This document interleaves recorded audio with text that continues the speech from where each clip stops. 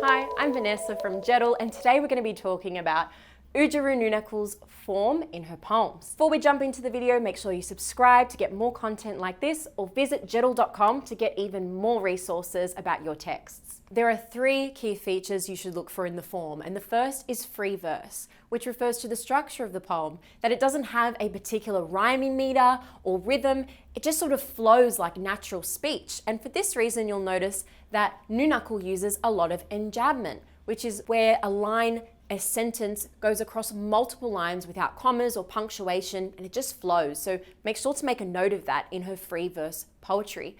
And you'll also notice she uses a first person voice a lot. You can describe her poems as being almost like monologues, where she's expressing herself through first person pronouns like I or my, and even sometimes collective pronouns like we. That's particularly important for her because using first person pronouns really establishes her cultural identity as an Indigenous person. And she's speaking not just about her personal identity, but a cultural identity representing Indigenous collective experiences. So that's why that first person voice is something to really note in her poems.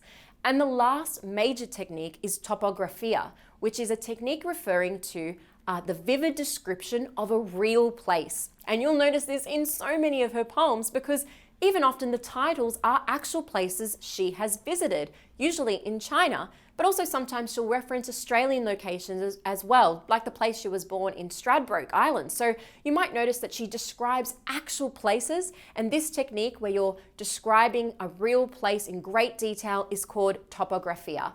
So make note of the way all of her poems often use these overarching form features to create unity in her poetry and in her text and express her ideas. If you liked this video, make sure that you subscribe to our channel and check out jettle.com to get even more comprehensive resources for your texts.